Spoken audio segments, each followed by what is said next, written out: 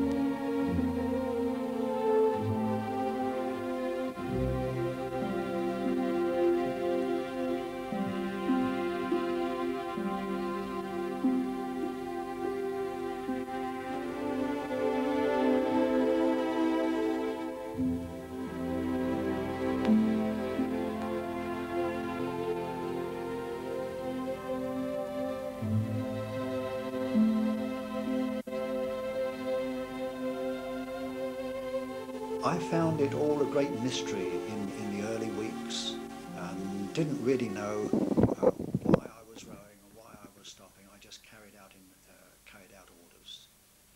But eventually I worked with men who would say, "What should we do now, Ted?"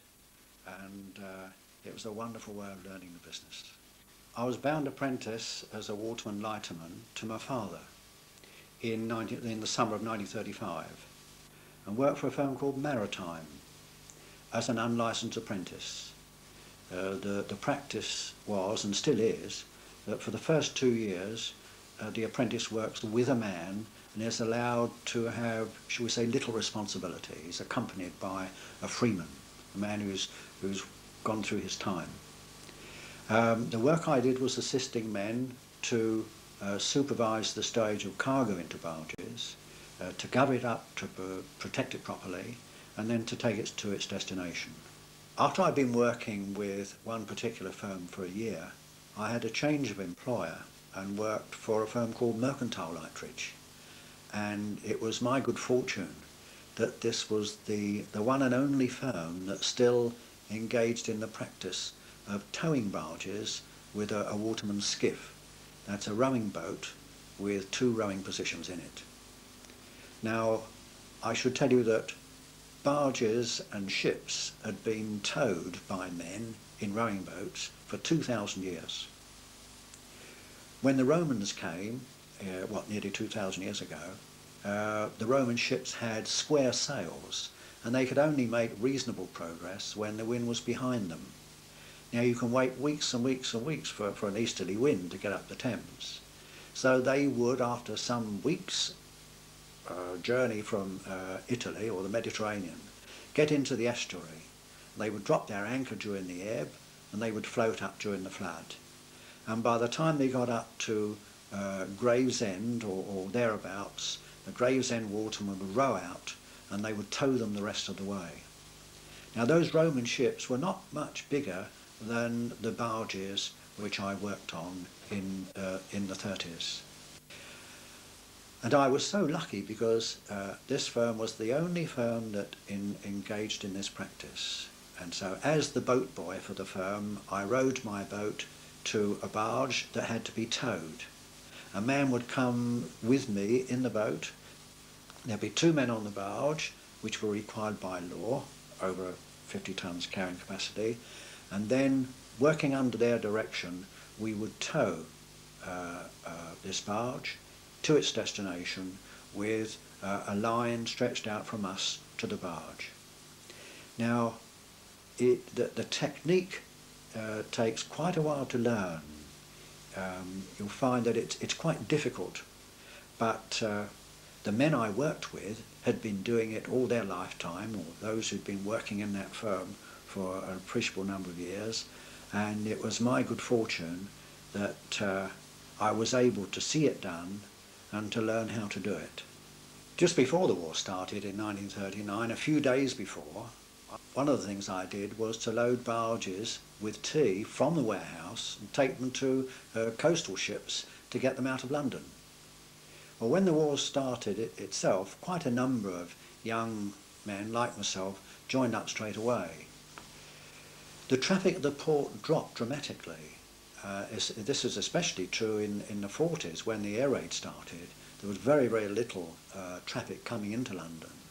A cousin of mine, who was a lighterman like myself, was out of work for such a long time that he joined the ARP Heavy Rescue Squad, and didn't enjoy it very much either, I'm afraid. It was very, very hard, nasty work. So the trade of the port really suffered. Magnetic mines were dropped in the estuary, and it made London a dangerous place for ships to come to. They still came, but in much reduced numbers.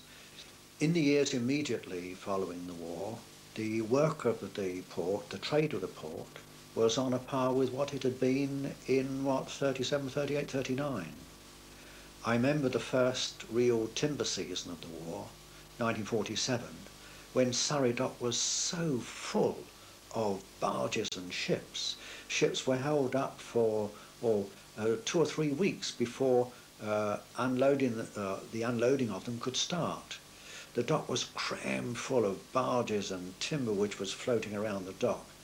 You couldn't pull your barge around the dock very often. You had to have a small dock tug to do it, because the pressure and the weight of barges surrounding you was so great that you needed this mechanical propulsion to get you down on the lock and undocked and into the freedom of the river. Because at that time we were apprenticing about 200 apprentices a year. I had the good fortune of being chosen as one of the instructors, and so for half my week I worked as an instructor of apprentices, and the other half I worked as a journeyman lighterman on tugs and barges and doing the work that I was talking about in the rest of the week. And this lasted until something like the mid-50s, when there was more work than the force of lightermen could handle. And we had docker lightermen transferred to our register to assist us to handle the volume of trade. The hectic days of the mid-50s didn't last very long, because the traffic of the port was being affected. The way in which goods were brought in was changing. It was found that containers were to be seen at odd places and at odd wharves. Roll and roll off ferries began their operation, and in a sense was serving notice on the lightering industry. You could imagine how much cheaper it was to get goods from some industrialist in Germany to some customer in the Midlands. In the old days, it would be taken to some German port, put on a ship, handled by men. When the ship got to London, the goods would be handled again, put in a barge. Then the barge would take it to the warehouse, it'd be handled again and put in the warehouse, be handled again and put on a lorry. Now, with roll-on, roll-off appearing, in small numbers to start with, the goods were put on the lorry in Germany, and they stayed on the lorry.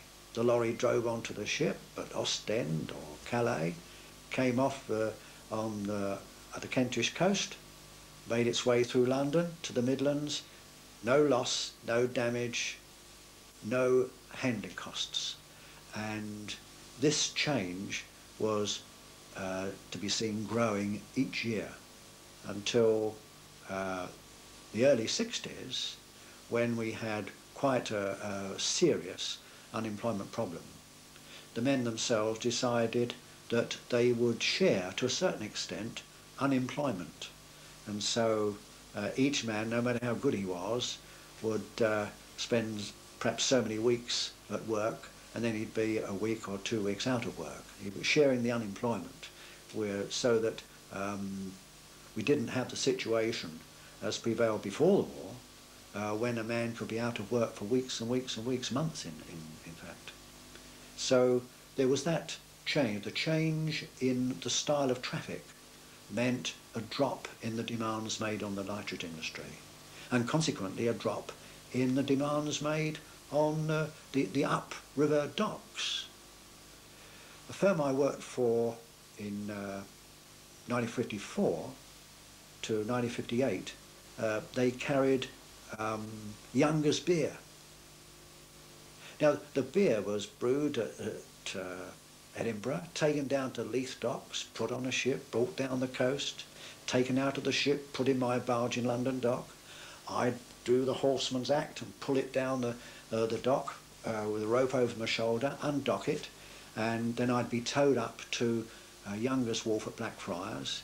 It would settle there for a few days, and then a lorry would deliver it to the Younger's pubs. Now, the handling, the costs of that were enormous. It was discovered it would be far better to put it on a lorry. As the motorways grew in number, it would be put on a lorry and delivered to London, well, within 24 hours. With the building of new motorways, we found we had to suffer the closing of the docks. Docks like St Catherine's Dock were designed for horse and carts, not for lorries. The warehouses came right up to the edge of the quay. So St Catherine's Dock was not a viable proposition as far as the stowage of cargo is concerned. I can't remember seeing a ship discharging cargo in St Catherine's Dock since the war. It may have happened, but certainly it happened before the war. I loaded lead out of ships before the war in St Catherine's Dock. So St Catherine's Dock was closed as far as commercial use was concerned, and it became increasingly used as a yacht harbour. Then London Dock, another dock which wasn't really suitable to tie up with the lorry trade. Small ships came there, coastwise ships. Motorways meant coastwise ships were less attractive as a means of transport, and so London Dock closed. Surrey Dock, the home of, well, the timber trade, that stopped.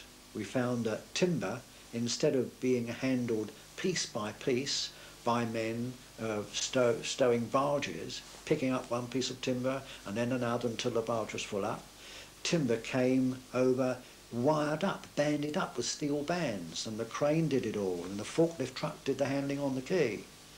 So lorries were loaded with timber instead of barges. And so Surrey Dock went. West India Dock survived for a time into the 60s, and then again that trade dropped off. And so the Riverside wharves just had nothing to handle. They weren't built for containers. One or two places grew up which were designed to handle containers only. Didn't look a bit like wharves, they looked like huge car parks with fantastic gantries which could pick up containers, put them on a lorry and put on the transmission.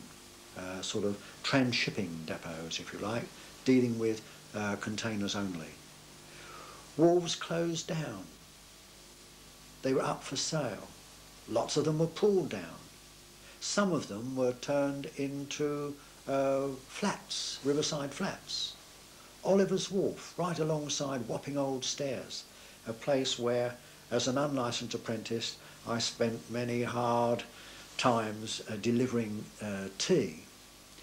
Today, it's entirely given over to Riverside flats.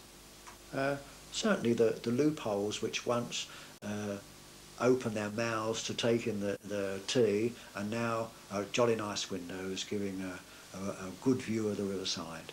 Goodness knows what they cost to rent, but no tea for the last 50, 60 years, since the days when I can remember anyway. There's a difference, you see. Lightermen are licensed to carry cargo and watermen are licensed to carry passengers. Now, each year on the tidal Thames, we carry between 3 and 4 million passengers, many of them overseas tourists, but a few years ago they were Londoners and other people. But today, between 3 and 4 million passengers are carried every year, and all the vessels which operate in the tideway must be manned by someone who has a licence, a waterman's licence, and it has been that way for the last 450 years. You see, in the old days, when old London Bridge stood across the river with its 19 arches in the 16th century, watermen were the taxi drivers of the time. Everybody moved by water in those days because London was, with its narrow streets, it was the way to move. So if you wanted to go anywhere, any distance at all, you made your way down to the stairs or the causeway, shouted out "Sculler" if there was no one about, and the waterman would take you to your destination. We learned quite a bit about it from Pepys' diary. He spoke of it as it was in the 17th century. But in the 16th century, middle of the 16th century, so many men, so many people were drowned being rowed through London Bridge by, shall we say, the cowboys of the period, men who had little skill but had managed to get themselves a boat, that there was an act passed which forbade anyone taking fare-paying passengers on the River Thames without their having a licence. And from that time, the apprenticeship system has survived. But certainly the rich people of the time had their own vessels, had their own boats called barges.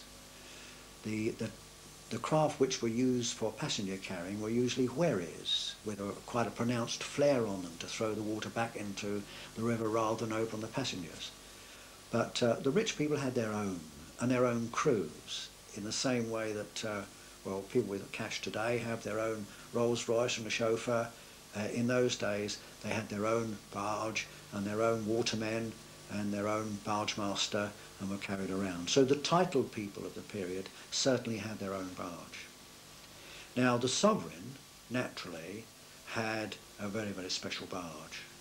And certainly in Edward IV's time, which is going back certainly before Elizabeth, he had a royal barge and a Bargemaster and 10 watermen. And the Royal Archives tell us just who he was and what his salary was. Not a great deal, I can tell you. As Bargemaster, I'm responsible for choosing the watermen for a variety of duties each year. Usually 10 or 12 times a year we're called upon to attend upon the sovereign. Now, at state visits, when foreign kings and queens or heads of state come here, in the old days they would arrive in a ship, and after a couple of days of lodging at Greenwich Palace, the king would be rowed down in the barge, the visitor would be picked up, and a royal procession would take them up to Whitehall Palace in King Charles' time, Hampton Court in King Henry VIII's time. Today, at a state visit, the watermen attend upon the carriages, and we meet the visiting personage and man some of the carriages in the royal procession, which takes them either to Buckingham Palace or occasionally to Windsor Castle. Apart from state visits, we have one very special duty, and that is attending upon the carriages of the Queen's procession at the state opening of Parliament. Now, I've been informed by the palace that for 500 years now, the Bargemaster has been nominally responsible for getting the crown to Parliament. So When the date of a state opening is made known to me, I choose so many men to man the carriages with me, and on the day I go to Buckingham Palace in Queen Alexandra's state coach, pick up the crown, put it in the coach, and ride on the back of it with one waterman to Westminster. And then later, after the state opening has taken place, bring it back to Buckingham Palace. I hand it to the controller of the Lord Chamberlain's office, Sir John Johnson, and he takes it into the palace. There's another gentleman usher to the Sword of State, is holding the great Sword of State handed to him by my colleague, a waterman. There's another officer there with the cap of maintenance. They go into the palace, and that's that job done for another year. In the old days, you see, the Bargemaster, the day before the state opening, and certainly in King Henry VIII's day, would take the barge to the Tower of London, pick up the crown, and row it up to Hampton Court. The next day, the king would get aboard, the crown would be set in the prow of the barge, and it would be rowed down to Westminster. The Bargemaster would pick it up, and escorted by one waterman, walk ahead of the king into the Palace of Westminster, whereupon the king would put the crown on his head and open Parliament. So each year, for a few moments, I have the imperial state crown in my hands, and my colleague, one of the watermen, it's a different one each year, has the handling of the Sword of State. Other occasions when we man carriages are at royal weddings, when we're always represented, because we always were historically. But the best duties, as we see it, are those when we take the Queen and other members of the royal family afloat. At the opening of the Thames barrier, I was in charge of the 8 watermen who manned the deck, and we carried the Queen down from Festival Pier down to the barrier where she opened the barrier. She was interested to discover that one of the watermen it was his last royal duty. He was 70, dear old Harry Penfold, who lives at Chislehurst, and she was most keen to meet him. And so I had the job of presenting Harry Penfold to the Queen while we're on our way down to the barrier. Jolly nice.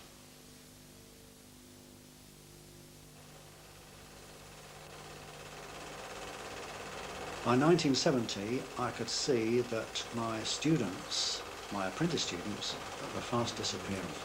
Very, very few boys were bound, and those who were usually bound for family tradition reasons. They had no hope of getting a job, not as lightermen. Some of them went into the passenger business as watermen. So what I did is I turned my attention to yachtsmen and found that Cutty Sark evening classes are running on seamanship, advanced seamanship, navigation and magnetism, signalling, all kinds of things. Well, I was able to offer something on the seamanship and advanced seamanship line, and I found that fascinating, really.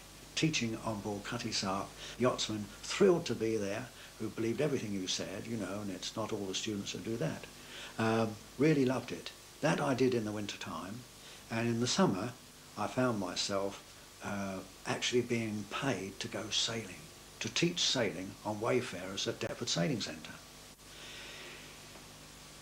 Now the centre is at the site of the old Royal Naval Victualling Yard, which was on the same site as the old Deptford Yard, which Pepys used to go down to on his days off to keep an eye on things as Secretary of the Navy, as he was in his time. Deptford Sailing Centre operated evening classes and weekend classes for adults who wished to learn dinghy sailing in the tideway. Absolutely marvellous. I never dreamed that someone would pay me to go sailing. Wonderful students, a wonderful place to learn to sail. The tidal currents, you know, to be considered. Certain dangers disappeared as the years passed. Barge roads were lifted and taken out of the way, and we find today we've got the whole of Limehouse Reach not cluttered up with moored barges at all. Hardly any tug and barge traffic, just a little. What there is rubbish craft. the occasional river tanker that takes spirit, 500 tonnes of spirit up above bridges, but the river itself is a pleasure river today. Most of the Riverside warehouses have been taken down, a few remain. There are Riverside flats going up, and you'll find that buoys off afloat are used for mooring yachts and motorboats instead of barges as they used to do. So my work at Deptford Sailing Centre, a real joy, and I hope to be able to carry on there for a long time to come.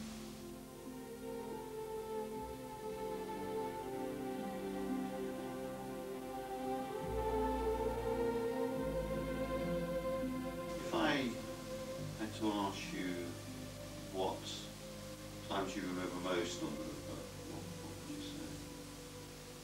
What? Well, there have been times when I've been in terrible trouble and wondered how on earth I could possibly get out of it. But somehow you manage to get out of it. You remember some of the things which you've been taught, and something comes along and, well, I'm here.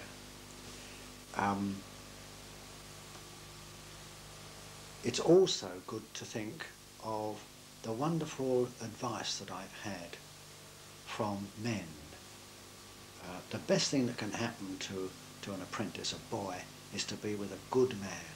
And there are always good men around. They're not all good for a boy, no matter how much they might want to help. They don't have the means of expressing it.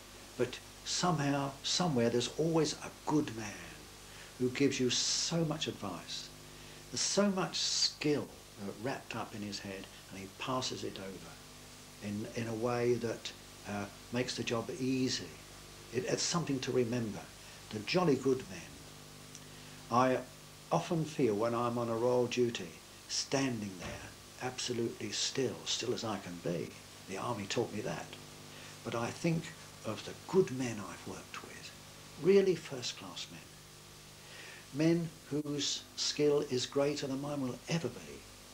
Somehow I was fortunate enough to work with lots and lots of those. And many of my colleagues who are Royal Watermen have that same feeling. When we're up there on parade on a ceremonial, we feel that we're representing the good men who taught us our business.